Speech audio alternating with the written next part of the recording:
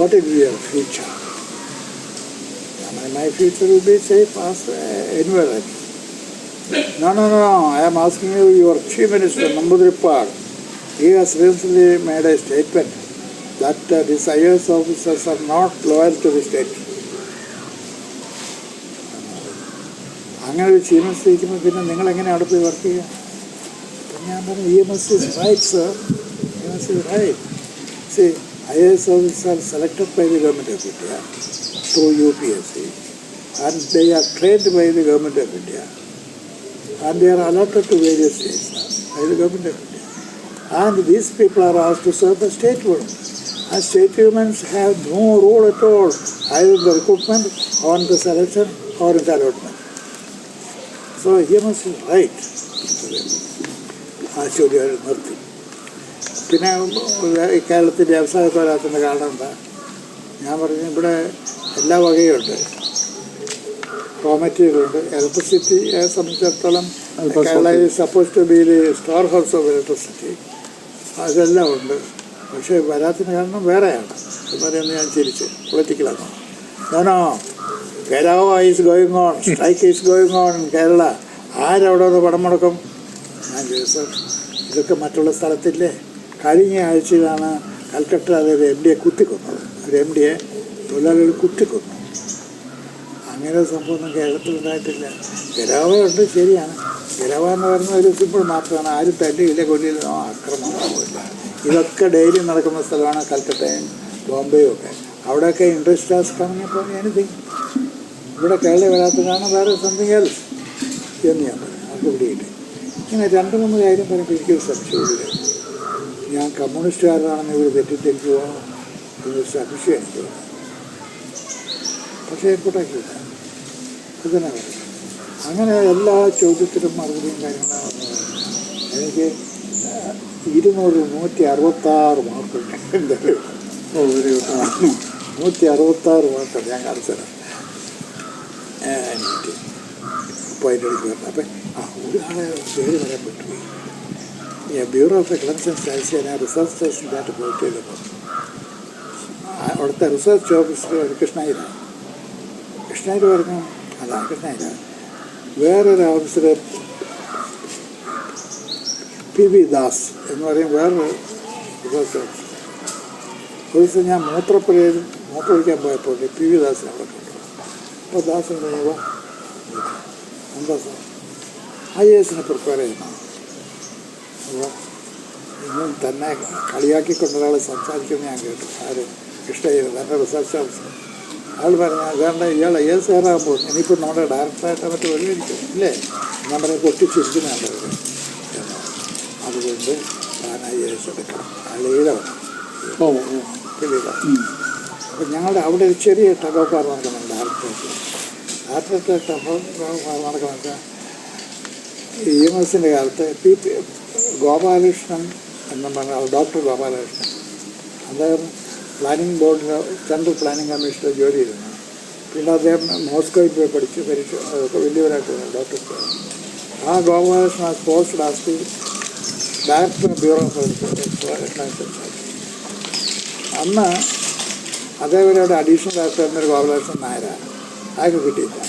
അപ്പോൾ പിന്നെ അയാളെ മാനിപ്പുലേറ്റ് ചെയ്ത് അവിടെ ഇടയ്ക്ക് അതിലെല്ലാം ഗോപാലകൃഷ്ണൻ പറഞ്ഞു, I am concerned with a planning estimation, അതായത് എന്നെല്ലാം പറഞ്ഞു. പക്ഷേ administration transfer and post nothing, it is not my worry, it is കൊണ്ട് ഗോപാലകൃഷ്ണൻ നായർ കൊടുക്കാൻ പറഞ്ഞു. പക്ഷെ ഒന്നുകൊണ്ടെല്ലാം കഴിഞ്ഞ കാര്യം മനസ്സിലായി. കാര്യങ്ങളിരിക്കുന്നത് ഗോപാലകൃഷ്ണൻ നായരുടെ എല്ലാ ഉദ്യോഗസ്ഥന്മാരും അയാൾ പറഞ്ഞാലേ കേൾക്കുള്ളൂ.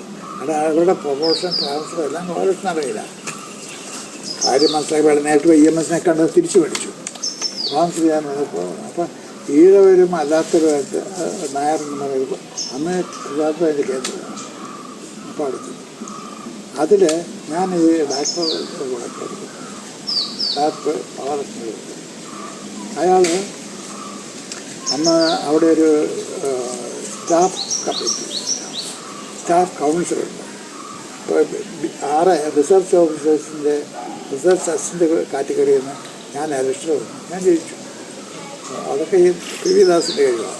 എന്നെക്കൊണ്ട് എല്ലാവർക്കും കാർഡ് വാങ്ങി അങ്ങനെ തന്നെ എഴുതി, അങ്ങനെ തന്നെ എന്നെക്കൊണ്ട് പിടിച്ച് കാർഡ് എല്ലാ റിസർച്ച് ഓഫീസിനും കേരള ഒട്ടാകെ അയച്ചു. റിസൾട്ട് വന്നു ഞാൻ ചോദിച്ചു വലിയ സ്ഥലത്ത് ഒരു സ്റ്റാഫ് കൗൺസിൽ കൂടുമ്പോഴൊക്കെ ഞാൻ എപ്പോഴും ഗോപാലകൃഷ്ണൻ്റെ സൈഡ് കൂടി പറയും. അതാണ് നീതിയുടെ ഭാഗം. അതുകൊണ്ടല്ലാതെ ആ സടിയാത്മല്ല. അപ്പം അങ്ങനെ കണക്കായി. അങ്ങനെ ഇരിക്കുമ്പോഴാണ് ഈ ഗോപാലകൃഷ്ണൻ മോസ്കോയിൽ അവിടെയൊക്കെ ട്രെയിനിങ് എടുക്കും.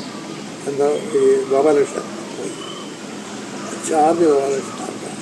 ഗ്രഹപ്പഴിക്ക് ആ സമയത്താണ് ഞാൻ IAS പരീക്ഷയ്ക്ക് എഴുതുന്നത്. അപേക്ഷ കൊണ്ടേ ഗോപാലകൃഷ്ണൻ്റെ അല്ല ഈ അപ്പോൾ ഒരു ഡെപ്യൂട്ടി സെക്രട്ടറി മാധവനായിരുന്നു അവരുടെ ആളാണ് സൂപ്പറുണ്ട് ആളെ കൊണ്ടേ കൊടുത്തു. അദ്ദേഹം പറയുകയാണ് അച്ഛൻ അവിടെ അപ്പോൾ അത് സമ്മതിക്കുക ഓൾറെഡി നോട്ട് ദ ഡയറക്ടർ ഡയറക്ടർക്ക് so wait till the director. ഞാൻ പറഞ്ഞ ഡയറക്ടർ വരുന്ന 3 മാസം കഴിഞ്ഞില്ലേ. ആ 3 ഞാൻ എന്ത് ചെയ്യണം? അതിനോട്ടോ എൻ്റെ ലോയലെ ഞാനമ്മ രാത്രി കരഞ്ഞ പ്രാർത്ഥിക്കുന്നത് പിറ്റേ ദിവസത്തിന് എന്താ ചെയ്യുക. അപ്പം സെക്രട്ടേറിയറ്റിലൊരു ഗോപാലകൃഷ്ണനായിരുന്നു പബ്ലിക് ഡിപ്പാർട്ട്മെൻറ്റ്. ഞാനായിട്ട് വളരെ അടുത്തു. അദ്ദേഹം എന്നെ സഹായിക്കുന്ന കാര്യം ഞാൻ അവിടെ അതൊക്കെ അവിടെ ഏത് ഗവൺമെൻറ്റെങ്കിലും ഒന്ന് ഇങ്ങോട്ടൊന്ന് ഫോർവേഡ് ചെയ്താൽ മതി. ഡയറക്ടർ വേണമെന്നല്ല, അടുത്ത സൂപ്രണ്ട് വേണമെങ്കിൽ ഇങ്ങോട്ട് അയക്കാം. ബാക്കി ഞങ്ങൾ ചെയ്തോളാം. അതുകൊണ്ട് അടുത്ത സ്ഥലം പറയാം ഡയറക്ടർ പറയാതെ ഞാൻ അയക്കില്ല. പിന്നെ എന്ത് ചെയ്യും? ഇതൊക്കെ പിറ്റേ ദിവസം രാവിലെ ഞാൻ ഓഫീസിൽ ഗോപാലകൃഷ്ണനെ കണ്ടത് തെളിഞ്ഞു വരുമ്പോൾ സെക്രട്ടേറിയറ്റിലെ വേലുത്തുമ്പി സ്റ്റാച്യു നിൽക്കുന്നല്ല, അതിൻ്റെ അടുത്ത് റോസ് ഒപ്റ്റിക്കൽസ് എന്നാൽ അവിടെയായിരുന്നു. ഇപ്പോൾ കുറച്ച് താഴെയാണ്. അന്ന് അതിനോട് ചേർന്ന് അവിടെയാണ് റോസ്. ഞാൻ ഓഫീസിൽ ഡോക്ടർ ഗോപാലകൃഷ്ണനായിട്ട് നിൽക്കുന്നതായിരുന്നു. അപ്പോൾ ഡോക്ടർ ഗോപാലകൃഷ്ണൻ. അപ്പോൾ ഈ സർട്ടിഫിക്കറ്റ് UPSCക്ക് അയക്കാനുള്ളതെല്ലാം എൻ്റെ കയ്യിലിരിക്കുക. ആ ദൈവം വന്ന പോലെ ഓടി അങ്ങോട്ട് ചെന്നു. സാറ് എന്നെ രക്ഷിച്ചു. ഏതാണ് ഇന്നാ ലാസ്റ്റ് ഡേറ്റ് പേപ്പർ കയ്യിലൊക്കെ ഉണ്ട്. അപ്പൊക്കെ ഞങ്ങൾ എടുത്തിട്ട് അപ്പൊക്കെ ഞാൻ ആദ്യം സീല് വന്നിച്ചിട്ട് നേരിട്ട് PSC സെക്രട്ടറി കൊണ്ടു കൊടുത്തു. അങ്ങനെ സെക്രട്ടറി നന്മയും നല്ലതും വരാനേ ഏത് തടസ്സമൊന്നും താനും നീങ്ങിപ്പോവും. അങ്ങനെ IAS അത് കഴിഞ്ഞ് ആദ്യം ഇനി 2-3 കാര്യങ്ങളെ ഞാൻ ചോദിക്കുന്നുള്ളൂ. ഇല്ല നിങ്ങളൊക്കെ അറിഞ്ഞിരിക്കേണ്ട ഒരു കാര്യം. അന്ന് ഈ IAS കിട്ടുന്ന കാര്യം IAS കിട്ടിയിട്ട് ഒരു സ്റ്റേറ്റിലേക്ക് അലോട്ട്മെൻറ്റ് കിട്ടണം. ഒരു സ്റ്റേറ്റിലേക്ക് ഇപ്പം 8 വേക്കൻസി കേരളത്തിൽ. അന്നത്തെ റൂള് റിക്രൂട്ട്മെൻറ്റ് അലോട്ട്മെൻറ്റ് റൂളാണ്. 8 വേക്കൻസിയിൽ 4 വേക്കൻസി ഇൻസൈഡേഴ്സ് കേരളത്തിൽ നമുക്ക്, ബാക്കി 4 വേക്കൻസി ആരെങ്കിലും കേരളത്തിലേക്ക് അലോട്ട് ചെയ്തിട്ടുണ്ടെങ്കിൽ അവർക്ക് ചോദിച്ചു. ഇല്ലെങ്കിൽ കേരളത്തിൻ്റെ തമിഴ്നാട് കർണാടക ബാക്കിയുള്ള സ്റ്റേറ്റിൽ നിന്ന് അലോട്ട് ചെയ്തത് ആ ലിസ്റ്റ് എടുത്ത് റാൻഡമായിട്ട് ബാക്കിയുള്ള അലോട്ട് ചെയ്യും. അങ്ങനെയാണ് കേരളത്തിൽ ആളുകൾ വന്നിട്ടുള്ളത്. അപ്പോൾ സാധാരണ ഇതിലെന്ത് പറ്റും? ഈ ഫസ്റ്റ് റാങ്ക് കിട്ടുന്ന 4 പേര്, അത്ര അന്ന് 100 പേരെ IAS നടക്കുന്നത്. 1,00,000 പേരാണ് അപേക്ഷിച്ചത്. 4 പേര് 5 പേരെ എടുക്കുകയുള്ളൂ. അതിൽ പെടാൻ വലിയ പാടാണ്. സാറ് ഈ 1,00,000 പേരിൽ നിന്നാണ് ഈ IAS.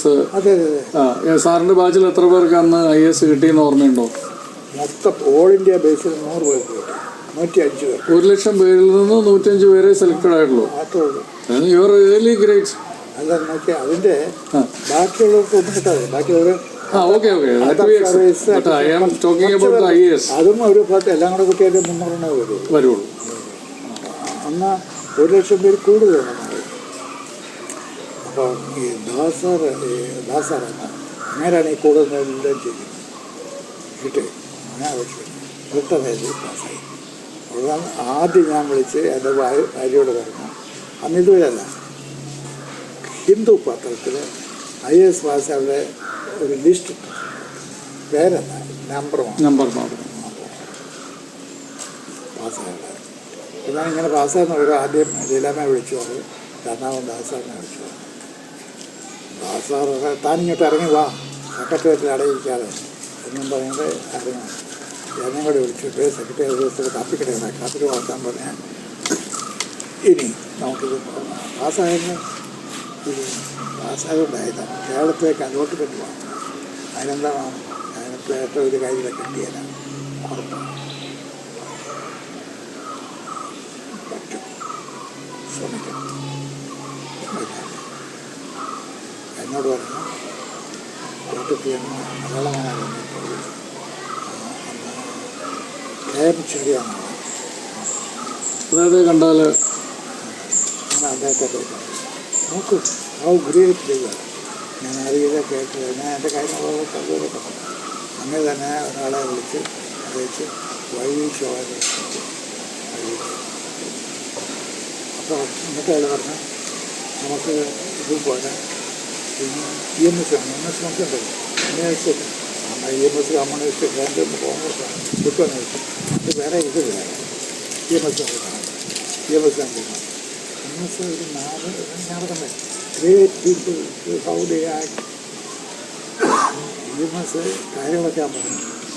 EMSൻ്റെ അച്ഛനെന്താ ജോലി, 2 ഏക്കർ സ്ഥലമുണ്ട്, അവിടെ പലരില്ലേ വീട്. അവിടെ നിന്നൊക്കെ 10-20 ഏക്കറോളാണ്. ഞാൻ പറയാം ഇന്ന വർഗത്തിൽപ്പെട്ടതാണ്, ഇന്നതാണ്.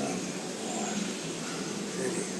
എന്നിട്ട് ഞങ്ങളുടെ അഡീഷണൽ പ്രൈവറ്റ് സെക്രട്ടറി ഒരു MJ Joseph secretariat additional secretary ആണ്.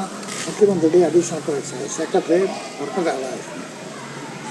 എന്നാൽ ജോസഫ് ഇയാൾ IAS പാസ്സായിരുന്നു. നമുക്ക് കേരളത്തിലേക്ക് കൊണ്ടുവരണം, അത് നമുക്ക് അപേക്ഷയില്ല, പോയി പാർട്ടിയെ കൊണ്ടുവരണം. എന്നോട് പറയാം നിങ്ങളും കൂടെ കൊടുക്കില്ല. അല്ല, ഞാൻ IAS പാസ്സാണ് IMS ആശ്രയിച്ച് എണീറ്റ് നിന്നിട്ട് എനിക്ക് കൈ തന്നു. എന്നിട്ട് എനിക്ക് പറഞ്ഞു. അപ്പം പാർട്ടിക്കാരൻ്റെ കത്ത് കൊണ്ടുപോവാ, MLA കത്ത് കൊണ്ടുപോവാ, ഒന്നും ചോദിച്ചില്ല. 4-5 ചോദ്യം ചോദിച്ചു. കാര്യം അദ്ദേഹത്തെ മനസ്സിലായി. How great he was. അദ്ദേഹത്തെ തന്നു. ഞാനും ജോസഫിൻ്റെ എഴുതി കൊടുത്തു. അങ്ങനെ കുറച്ച് തിരിക്കുകയാണ് വരച്ചു. അപ്പോൾ എന്നോട് പറഞ്ഞു ഇനി നമുക്കൊരു കാര്യം, ഡോക്ടർ ഗോപാലകൃഷ്ണൻ അന്ന് കേന്ദ്രത്തെ വൈസ് പ്രസിഡന്റ് VV ഗിരിയാണ്. VV ഗിരി ഇവിടെ ഗവർണറായിരുന്നതാണ്. ഗവർണറായിരുന്ന കാലത്ത് ഡോക്ടർ ഗോപാലകൃഷ്ണൻ ഗിരിയായിട്ട് വളരെ അടുപ്പമായിരുന്നു. ഡോക്ടർ VV ഗിരികാര്യം എന്നാണ് വിളിക്കുക. ഗോപാലകൃഷ്ണൻ അത്ര അടുപ്പമായിരുന്നു. അദ്ദേഹം കൊടുക്കാം. എന്നാൽ കുന്നുകുഴിയിൽ ഒരു വീട് പഴയ ചീഫ് സെക്രട്ടറി ആയിരുന്ന ദാസ്, അദ്ദേഹത്തിൻ്റെ അതാണ് അടുത്താണ്. അവിടെയാണ് ഗോപാലകൃഷ്ണൻ സ്ഥാപിക്കുന്നത്. അവിടെ അല്ല, ഞാനും ദിവ്യദാസും കൂടെ പുറത്തിറങ്ങി. അടുത്ത പുസ്തകം കടയുണ്ട്. അടുത്ത ഓരോ സിഗരറ്റ് മേടിച്ച് വെച്ചിട്ട് കാര്യങ്ങളാരും കിട്ടും. അങ്ങനെ 12 ഗോപാലകൃഷ്ണൻ അദ്ദേഹത്തെ കാണാൻ ഒരു മടിയായിരുന്നു അവസാനം. എങ്കിലും അദ്ദേഹത്തെ പോയി കണ്ടു. അപ്പോൾ അദ്ദേഹം പറഞ്ഞു ശരി, ഞാൻ ഡൽഹിക്ക് പോകുന്നുണ്ട് 8-ാം തീയതി. ജോസഫ് എറണാകുളത്തിൻ്റെ ഡൽഹിക്ക് ഹോസ്പിറ്റലിൽ ട്രെയിനിങ് പോകുന്നു. ഞാൻ വിട്ടറില്ല. ആ കേരള കാലത്തിലുള്ള ഞാനും അവിടെയാണ്. നമുക്ക് വൈസ് പ്രസിഡന്റ് കാണാം. അവിടെ ചെന്ന് കേരള ചെന്ന് ഡോക്ടർ ഗോപാലകൃഷ്ണൻ ഗിരിയെ കാണാൻ അദ്ദേഹത്തിൻ്റെ വീട്ടിലേക്ക് പോയി. എന്നോട് കൂടെ വരാൻ ഞാൻ വിളിച്ചു. അത് doctor Giri is a huge size. ഗിരിയുടെ വണ്ണം. അദ്ദേഹത്തിന് വേണ്ടി പ്രത്യേകം കസേര ഇതൊക്കെ പിടിച്ചാണ് ഇരിക്കുന്നത്. നമ്മുടെ കോട്ടയ്ക്കിൽ അദ്ദേഹം ചികിത്സയ്ക്ക് വന്നത് അദ്ദേഹത്തിൻ്റെ പ്രത്യേക കട്ടിലുണ്ടാക്കുന്നത്. അതും അത്ര സൈസുള്ളതാണ്. ഇങ്ങനെ 100 കിടക്കാണ്. കാര്യങ്ങൾ ഗോപാലകൃഷ്ണൻ പറഞ്ഞു. അവിടെ ഇങ്ങനെ കൈവിട്ടാണ് ഇരിക്കാൻ പറയുന്നത്. സിഡൗൺ ഒക്കെ എന്നോട് പറഞ്ഞു. അപ്പോൾ ഗോപാലകൃഷ്ണൻ പറഞ്ഞു ഇപ്പോൾ കാര്യങ്ങളെല്ലാം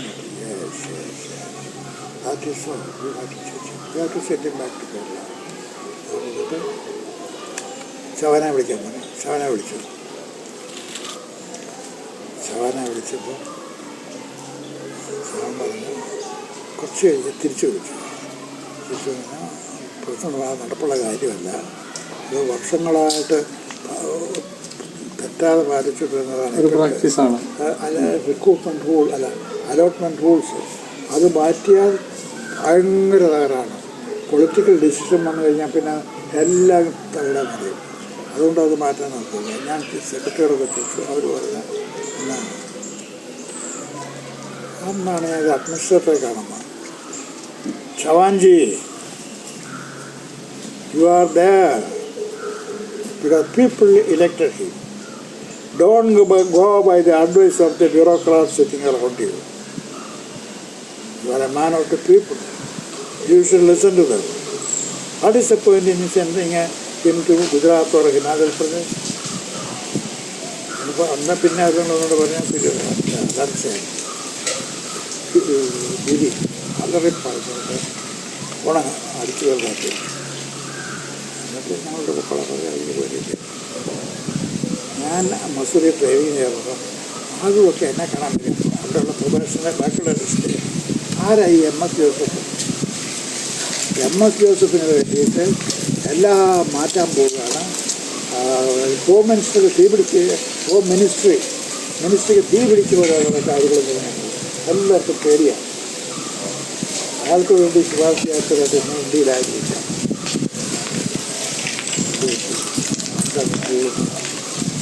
സ്കൂള് മാറ്റിയിട്ട് 8 വേക്കൻസിയിൽ 4 വേക്കൻസിന് 50% ഇൻസൈഡേഴ്സ് കൊടുക്കണം.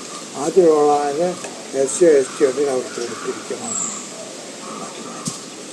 അങ്ങനെ ഞാൻ ഇവിടെ വന്നത്. അങ്ങനെ അതുകൊണ്ട് ഗുണമാണ് എനിക്ക് മാത്രമല്ല. അതിന് ശേഷമാണ് SC ST SCയിൽ നിന്ന് IAS കിട്ടിയവരൊക്കെ കേരളത്തിൽ വന്നു തുടങ്ങിയത്. അതിന് നിങ്ങൾക്കറിയാമോ, ആദ്യം IAS കിട്ടിയൊരു കുട്ടപ്പനായിരുന്നു SCയിൽ നിന്ന്. അയാളെ പോലീസ് പഞ്ചാബിലായിരുന്നു. പഞ്ചാബിലെ കുട്ടപ്പൻ വലിയ ആളായി, അത് വേറെ കാര്യം. ഇത് ഞാൻ അതിനാണ് സുകുമാരൻ തുടങ്ങിയ ആൾ, ശിവാനന്ദൻ, ഇവരൊക്കെ കേരളത്തെക്കാട്ടിലേക്ക് 65 അതുകൊണ്ട് അന്ന് കൊച്ചു കോശി ഇവിടെ ഉണ്ടായിരുന്നു. ഞങ്ങളുടെ ഹോം സെക്രട്ടറി ആയിരുന്നു അയാൾ. പിന്നീട് പബ്ലിക് ഇലക്ട്രിസിറ്റി ബോർഡ് ചെയർമാനായി. അയാളുടെ മകനുണ്ടായിരുന്നു, അയാളുടെ പേര് കോശിന്ന്. അയാൾക്ക് ഞങ്ങളുടെ IAS സെലക്ഷൻ കിട്ടിയതാണ്. ഈ റൂള് മാറ്റി അതുകൊണ്ട് എനിക്ക് കേരളത്തിൽ വരാൻ പറ്റി, അങ്ങയുടെ മകന് വരാൻ പറ്റിയില്ല. പിന്നീട് ഒരിക്കൽ എന്നെ കണ്ടപ്പോൾ ഞാൻ ഒരുപാട് കരഞ്ഞു കേട്ടോ. ജോസഫിൻ്റെ കുറ്റമല്ല, അദ്ദേഹം വെച്ച്. സാറിന് 2 കാര്യം കൂടെ ചോദിച്ചിട്ട് നമുക്ക് സാറിനെ ഒത്തിരി ഞങ്ങൾ സ്ട്രെയിൻ ചെയ്യിച്ചു. 2 കാര്യം കൂടെയാണ് ചോദിക്കേണ്ടത്. IAS ഇങ്ങനെ ക്രാക്ക് ചെയ്തു, ഉന്നതമായിട്ടുള്ള നിലവാരത്തിൽ സാറ് ഏതൊക്കെ പോസ്റ്റിൽ, പ്രധാനപ്പെട്ട പോസ്റ്റിൽ ഇരുന്നിട്ടുണ്ടെന്നും. പിന്നെ നമ്മുടെ ആ കുട്ടികളെ മനസ്സിലാക്കേണ്ട 2 കാര്യം. അതിലൊന്ന്, ഞാൻ അന്ന് പഠിക്കുന്ന രാത്രി 2 മണി വരെ ഇരുത്താം. 2 മണി വരെ ഇരുന്ന് സാർ പഠിക്കാറുണ്ട്, ബുക്കും പുസ്തകം എത്തുന്ന മുഴുവൻ പ്രധാനപ്പെട്ട വായിച്ചിട്ട് ഇത് സിലബസ് നമുക്ക് കിട്ടും പരീക്ഷയിൽ. അത് വെച്ചിട്ട് ഒരുപാട് ബുക്ക് ഞാൻ നമ്മുടെ യൂണിവേഴ്സിറ്റി ലൈബ്രറിയിൽ നിന്നും പബ്ലിക് ലൈബ്രറിയിൽ നിന്നും ഈ ബുക്കൊക്കെ എടുത്ത് കൊണ്ടുവന്നിട്ട്, പിന്നെ അന്ന് ബ്രിട്ടീഷ് ലൈബ്രറിയുണ്ട്, അവിടെ നിന്ന് എടുത്തുകൊണ്ട് വായിക്കാൻ നോട്ട് തരാം. അഡ്വാൻറ്റേജ് എന്ന് വെച്ചാൽ നിങ്ങൾ 10 പ്രാവശ്യം വായിക്കുന്ന റിലീവാണ് 1 പ്രാവശ്യം വായിച്ച് നോട്ട് തരാം. പരീക്ഷയ്ക്ക് ഭയങ്കര മാർക്കാണ് എനിക്ക് IAS പരീക്ഷയ്ക്ക്. അപ്പോൾ എന്താ പറ്റി ഞാൻ പറയുന്നത്, ഞാൻ കല്യാണം കഴിച്ചു, ഒരു കൊച്ചുണ്ട്, അതെങ്ങനെ പരീക്ഷ എഴുതുന്നത്, സാമ്പത്തികമായിട്ട് ചെരുപ്പില്ല, വാച്ചില്ല, കണ്ണടയില്ല. ഈ രീതിയിലാണ് ഒപ്പുക്കന്മാരും യൂണിവേഴ്സിറ്റി കോളേജ് പോയി വരുന്നത്. വീട്ടിൽ ചെല്ലുമ്പോൾ 6 മണി 7 മണിയാകും. ഈ ലൈബ്രറി എല്ലാ സമയം അനുസരിച്ച് വീട്ടിൽ ചെല്ലുമ്പോൾ അതെത്രയാകും. അങ്ങനെയൊക്കെ IAS എഴുതിയെടുക്കുന്നു, വായിക്കുകയും പഠിക്കുകയൊക്കെ ചെയ്യും. പ്രധാനപ്പെട്ട ഏത് പോസ്റ്റിലേക്കാണ് സാർ ഇരുന്നത്? ഞാൻ കട്ട് ഷോട്ട്. ഞാനിരുന്ന പ്രധാനപ്പെട്ടത് മാത്രം പറഞ്ഞാൽ മതി. അതിൽ പ്രധാനപ്പെട്ട അഗ്രികൾച്ചർ സെക്രട്ടറി ആയിരുന്നു. കേട്ടതാണ്. അങ്ങനെയല്ല, പിന്നെ ഒരു IAS ഓഫീസറെ സംബന്ധിച്ചിടത്തോളം കുറച്ച് ഭാവനയുള്ളവരാണെങ്കിൽ ഏത് പോസ്റ്റും ഈക്വലിലേക്ക് കിട്ടും.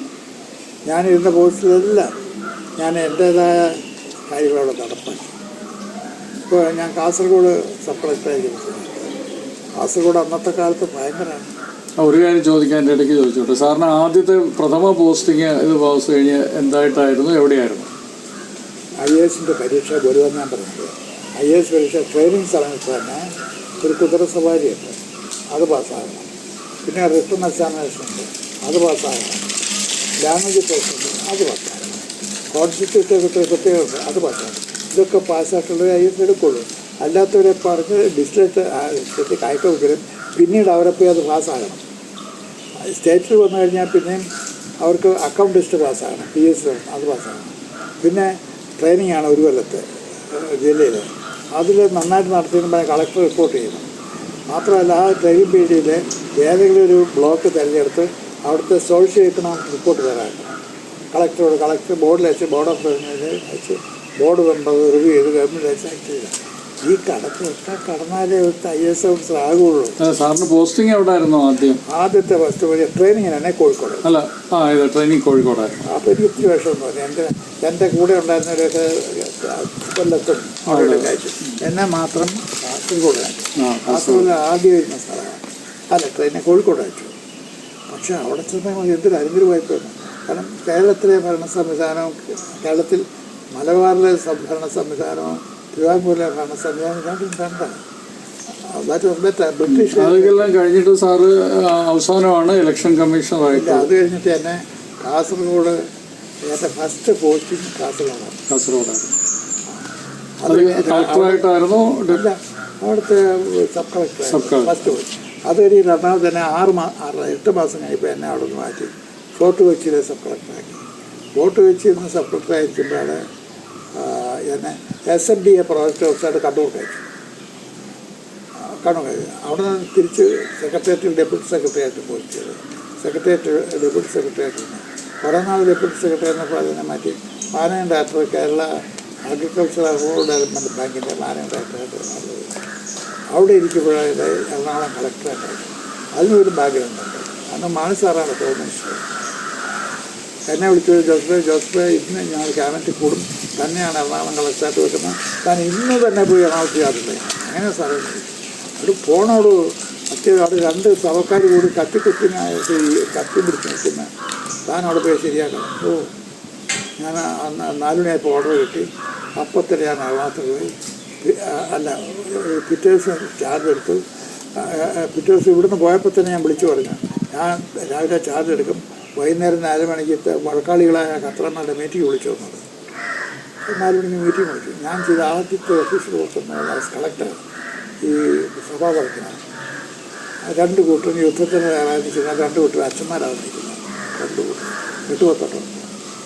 അപ്പോൾ എന്താ അങ്ങനെ തോന്നുന്നു എനിക്കറിയണം. ഞാൻ അങ്ങനെ പറയാൻ പാടില്ല, കാരണം ഞാൻ IAS ഓഫീസറാണ്. ഞാൻ പറയാം, അച്ഛന്മാരുടെ സഭാ കാര്യമാണ്, ഞങ്ങളൊക്കെ വൈദികരാണ്, ഇത് ഈ കാര്യങ്ങളൊക്കെ ഞാൻ കേട്ടിട്ട് നമ്മുടെ ആദ്യം കയ്യിലുള്ളതല്ല.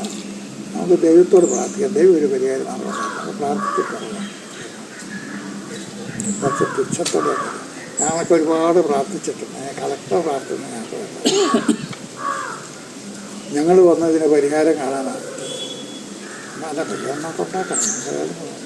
അവിടെ ഒരത്തെ മൂത്തപ്പേരുണ്ട്, കളക്ടർ പ്രാർത്ഥിച്ചാൽ മതി എന്നാണ്. നമ്മൾ ശരി, അങ്ങനെയാണെങ്കിൽ ഞാൻ വിട്ടുകൊടുക്കാൻ പാടില്ല. വിട്ടുകൊടുത്തതായി മതി നിലവിടും. ഇപ്പോൾ ഞാൻ കളക്ടർ പ്രാർത്ഥിക്കാം, നിങ്ങൾ ആമാൻ പറഞ്ഞാൽ മതി. ഇപ്പോഴും ഒറ്റ പറയല്ലേ, ആമാൻ പറഞ്ഞാൽ വേണ്ടത് ഞങ്ങൾ തീരുമാനിച്ചു. സാറിന് പ്രാർത്ഥിച്ചു, ഞാൻ പ്രാർത്ഥിച്ചു കഴിഞ്ഞാൽ ഞങ്ങൾക്കൊക്കെയുള്ള പ്രാർത്ഥന അല്ലായിരുന്നു. ഇതൊക്കെ ഈ വേഷമൊക്കെ എന്തിനാ? ആ നിയമമുണ്ട്, കോടതി വിധിയുണ്ട്, അവരൊക്കെ നടത്താക്കിയ പോലെ എന്നാൽ ഉത്തരവാദിത്വമാണ്. അങ്ങനെ അത് ബഹളമായി ഒന്നും ആകാതിരിക്കുന്നത്. പിന്നീടാണ് ആ സഭയിലെ തൃക്കുന്നത്തെ സെമിനാരി അവിടെ നിയമപ്രകാരം ഓർത്തഡോക്സ് നടത്താം. അവിടുത്തെ ജനയിലെ 90% പാർട്ടി എടുത്തിട്ടാണ്, ജാക്കോക്കാരാണ്. അവിടെ ആലുവയിലെ റെസ്റ്റ് ഹൗസിലെ ഒരു പ്യൂണോ കുക്കായിരുന്ന ജോസഫ് എന്ന് പറഞ്ഞ ആൾ മരിച്ചു. അയാളെ ഈ പള്ളിയിൽ അങ്ങാണ്. പക്ഷെ അടക്കാൻ ഓർത്തഡോക്സായിരുന്നു. അടക്കാം. പിന്നീട് ബഹളമായി. ഞാൻ 2 ദിവസം നിന്ന് സംസാരിച്ചു. ബിഷപ്പന്മാർ വന്നു, അവരോട് സംസാരിച്ചു. ഞാൻ പറഞ്ഞത് കഴിച്ച് ഞാനൊരു തീരുമാനമെടുത്തു. എന്തായാലും പോയി 3 ദിവസം മറ്റേ ഇറവട്ടി വെച്ചിരിക്കുക, മാറ്റം പറഞ്ഞു. അത് കുഴിച്ചിട്ടേ വെക്കും. അത് ഞാനങ്ങാണ്. അപ്പം മറ്റേ ഓർത്തഡോക്സുകാരുടെ കയ്യിലെ പള്ളിയുണ്ട്. ഞാൻ പറഞ്ഞു, നിങ്ങൾ സമ്മതിച്ച് വെക്കും. ഞങ്ങൾ സമ്മതിക്കാം, പക്ഷേ അവിടുത്തെ ചടങ്ങുകളൊക്കെ നടത്തുന്നത് ഞങ്ങളുടെ അച്ഛനാണ്. എനിക്ക് പറയാനൊന്നും പറ്റത്തില്ല. ഞാൻ പറയുന്നത് രണ്ടുപേരും കൂടെ നടത്തുക. നിങ്ങളുടെ പുറത്ത് കൊടുക്കണം. എന്നിട്ട് ഞാൻ പുറത്താക്കി. ഇതെങ്ങനെയാണ് വേണ്ടത് എനിക്കറിയാം. ഞാൻ ഓർമ്മ ഇയാളെ അവിടെ എന്നിട്ട് ആ അടക്കുന്ന എൻ്റെ വീട്ടുകാർക്ക് ഇഷ്ടമുള്ള വൈദികനെ എൻഗേജ് ചെയ്യാം. ഞാൻ പറയും ഞാനത് ഓർമ്മ അടയ്ക്കുകയാണ്. അയ്യോ മനസ്സിലായി. പിന്നീട് പറഞ്ഞു ഞങ്ങൾ തന്നെ പിടിക്കാൻ 50,000 പേരോടെ സംഭരിക്കും. ബിഷപ്പ് നേതൃത്വം. അപ്പോൾ അവിടുത്തെ തിരുവനന്തപുരത്തുള്ള ഗവൺമെൻറ് സെക്രട്ടറിമാർ ബാക്കിയൊക്കെ എന്നെ വിളിച്ച് കൈകാര്യം എന്തിനാ ആ ദിവസം ഞാൻ വിചാരിച്ചത് ഞാൻ എവിടെ പോയത് ഉത്തരവാദിത്തം എൻ്റെ ആയിട്ടെടുക്കും. ഞാൻ പിടിച്ചു കൊടുക്കും. അവിടുത്തെ പോലീസ് സ്റ്റേഷൻ വരെ പോലീസ് സ്റ്റേഷനിലേക്ക് അത്ര അകലെ പോലീസ് സ്റ്റേഷൻ ഈ തിരുത്തുന്നത്ത് സമുദായത്തിലേക്കുള്ള ഗേറ്റ് അവിടെ ഇരുന്ന് നോക്കിയാൽ ഈ ഗവൺമെൻറ് അവിടെ ഞങ്ങൾ നോക്കിയിട്ടുണ്ട്. അപ്പോൾ പി.ഡി. ജോർജ് നമ്മൾ പാലായിരുന്ന കത്തോലിക്ക ബിഷപ്പിൻ്റെ സഹോദരനാണ് പി.ഡി. ജോർജ്. അദ്ദേഹം ആലുവയിലെ റൂറൽ എസ്.പി. അദ്ദേഹം 12 അവിടെ നിന്ന് വാക്ക് പറഞ്ഞ് ഒന്നുണ്ട് വർക്കുമ്പോൾ 30 വർക്കുകളെ അവസാനം എസ്.പിക്കും കയ്യും കൂട്ടി പറഞ്ഞു തിരുമേനിക്കും സമാധാനിച്ച് അത് പരിഹാരം മാർഗം പറഞ്ഞിപ്പം ആ ബിഷപ്പ് കാര്യം നോക്കി കൊടുക്കും. അത് എസ് പിക്കിട്ട് ചവിട്ടി എസ് പിയുടെ ജനനേന്ദ്രത്താണ് ചവിട്ട്. അപ്പോൾ അത് മറിഞ്ഞു പോകണം. കണ്ണിലുണ്ടെങ്കിൽ ബാക്കിയുള്ള പോലീസുകാരെ കുറിച്ച് പൊക്കിയപ്പോൾ ജീപ്പിലാക്കി ആശുപത്രിയിൽ. അപ്പം ഞാൻ അവിടെ ഒരു മഫ്തിയിലൊരു പോലീസുകാരനെ ഇട്ടിരുന്നു. അവിടെ നിന്ന് 2 പേര് എന്താണ് അവിടെ നമ്മൾ അപ്പം എന്നെ ചെക്ക് ചെയ്യണം. ഞാൻ അവിടെ ഉള്ളവർ വേറെ ആർക്കും അറിയത്തില്ല പോലീസ് സ്റ്റേഷൻ. അപ്പോൾ ഒരാൾ വന്നതിനോട് പറഞ്ഞു ഇങ്ങനെയാണ് എസ് പി മാറ്റുകയാണ്. പിന്നെ ആരാണ് DYSP അയാളുടെ പേര് വിശ്വംഭരൻ. അയാളുടെ വീട് ജഗതിയിലാണ്. ജഗതിയിലാണ് അയാളുടെ വീട്. ഹിന്ദു ക്രിസ്ത്യൻ ബിഷപ്പുമാർ പോലീസുകാരൊക്കെ 90% യാക്കോക്കാരാണ്. അപ്പം നമ്മളിവിടെ എന്ത് തീരുമാനിച്ച ഉടനെ അവരൊക്കെ വരകളൊക്കെ പറയുന്നതാണ്. ഇതുകൊണ്ട് ഞാൻ ഗംഭീരനെ ഇയാളെ വിളിച്ചു. ബിഷപ്പിനെ വിളിച്ചു. എന്താണ് സാറേ ബിഷപ്പ് വളരെ വയലൻ്റാണ്. എന്ത് ചെയ്യും? ഞാൻ പറഞ്ഞു വയലിൽ തന്നെ ആൾ ബിഷപ്പാണോ അച്ഛനോ നമ്മൾ നോക്കേണ്ട കാര്യമില്ല. യൂണിഫോം ഇട്ട പോലീസാണ് പിടിക്കാൻ മേലാതെന്ന് ചോദിച്ചു. ഞങ്ങൾ ചെയ്തോളാം സാറിൻ്റെ വാക്ക് വഴിയാണ്. ബിഷപ്പിനെ അവിടെ ചെന്ന ബിഷപ്പിനെ ചുറ്റിപ്പറ്റി ചെയ്തിട്ടുണ്ട് പോലീസ് സ്റ്റേഷനിൽ. അപ്പോൾ അങ്ങോട്ട് പോകുന്ന വഴിക്ക് അങ്ങനെ 2 കൈ കൂട്ടിപ്പിടിച്ച് അന്ന് ഭാഗ്യത്തിന് TV ഒന്നുമില്ല. കൈ ഇങ്ങനെ പിടിച്ചിട്ട് എന്നെ കൊല്ലുന്നേ നിവൃത്തിയിൽ നെഞ്ചത്തടിച്ചാൽ ആദ്യം നെഞ്ചത്തടിക്കാൻ പറയും. അന്നേരം കൈ വെച്ച് അത് തോർത്ത് വെച്ച് കൈ കെട്ടി. അപ്പോഴാണ് കൈ പൊക്കി ഇങ്ങനെ നടത്തുന്നത്. പോലീസ് സ്റ്റേഷൻ വന്നപ്പോൾ അയാൾ പറയാം എന്നെ വിലങ്ങ വെക്കണം. അയാൾ എന്നെ വിലങ്ങ പോയി. ഒരു നിവൃത്തിയില്ലാതെ വിലങ്ങ വെച്ചു. ഞാനൊരാൾ അറിയത്തില്ലായിരുന്നു. വിലങ്ങ വെച്ചപ്പോൾ അങ്ങനെ പോലീസിന് മുമ്പിൽ നിന്ന് വിലങ്ങ പൊക്കി കാണിച്ചിട്ട് ഇവരെന്നെ തല്ലിക്കൊല്ലുന്നേന്ന് പറയുന്ന നിലവിളിയാണ്. എൻ്റെ ഒരുവനെ ആത്മകളായി പോയത്. വളരെ മെലിഞ്ഞ ശുഷ്കനായ ഒരാളാണ് ബിഷപ്പ്.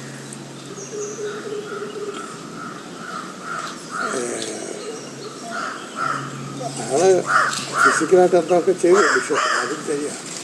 അങ്ങനെ അമർത്തിപ്പിടിക്കുകയൊക്കെ ചെയ്തു. 6ാം വയലിൽ അമർത്തിപ്പിടിക്കുകയൊക്കെ ചെയ്തു ബിഷപ്പ്.